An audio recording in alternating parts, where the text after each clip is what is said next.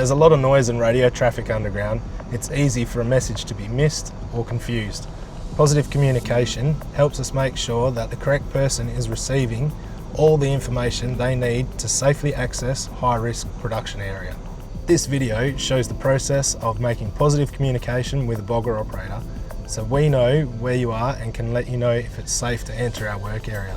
This minimises the risk of any serious accidents or death. Miscommunication or misunderstanding of someone's intentions is often the cause of vehicle interaction. That's where positive communication comes in. It's a system that sets a standard for communicating critical information to allow people and equipment to move and interact with each other safely.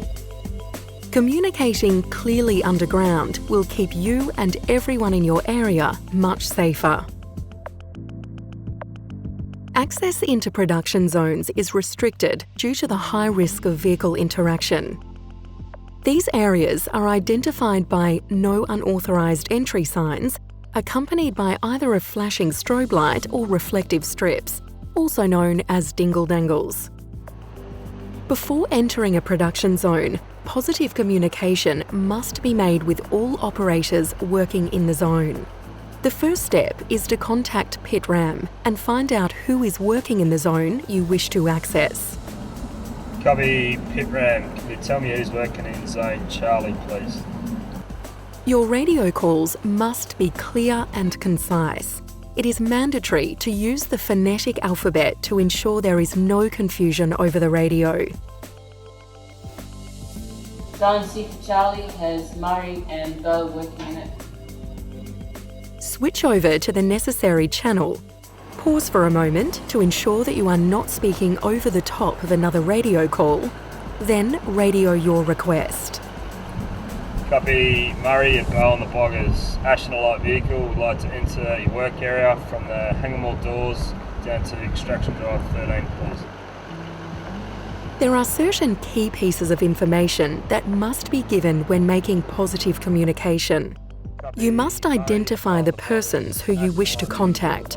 Identify yourself by name, give your current location and your intended destination. Before the bogger operator gives you permission to enter their zone, they must park their vehicle off the travelway. Copy, Ash. You're okay with Murray to go from the Hanging doors to ED 13, parked up in ED 14. Copy, Ash. You're good with Bo to go from the Hanging doors to ED 13. I'm parked in ED 15. Again, the key pieces of information must be repeated back by the bogger operator when making positive communication. This is to ensure that the message has been understood correctly. The bogger operator must identify who they are responding to by name, identify themselves, repeat back the destination and identify their current location.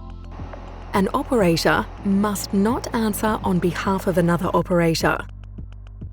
Copy, Ash. You're good with Bo to go from the Hanging door.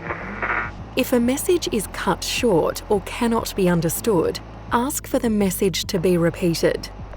Copy, Bo. Say again, please. Copy, Ash. You're good with Bo to go from the Hanging doors to EDF 13. I'm parked up in EDF 15. If you cannot make contact with the bogger operator, stop. Do not proceed until you have made positive contact. Only once you have made positive contact with each bogger operator and permission has been granted can you proceed into the production zone.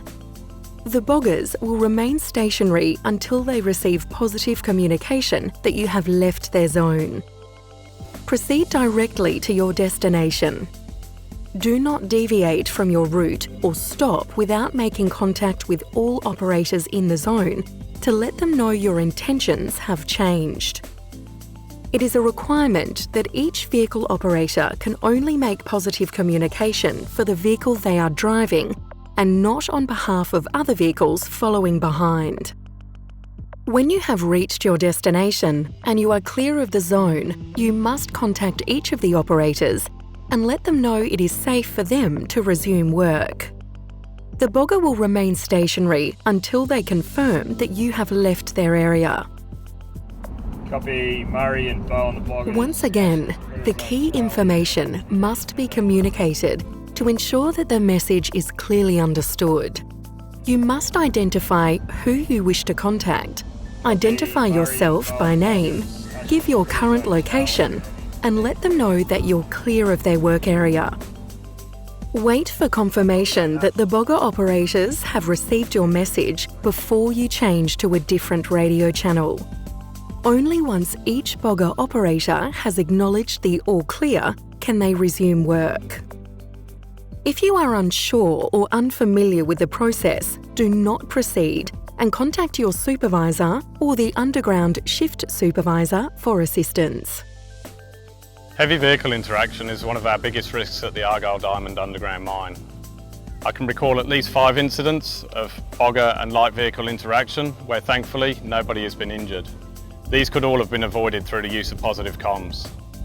Unfortunately, in the underground mining industry worldwide, there's been a number of people who have paid for this mistake with their lives. Don't let the next one be you. It's all our jobs while we're at work to make sure no one gets hurt. There's one way to do that, and that's through positive communication. Getting the right message to the right people clearly helps keep them and you safe.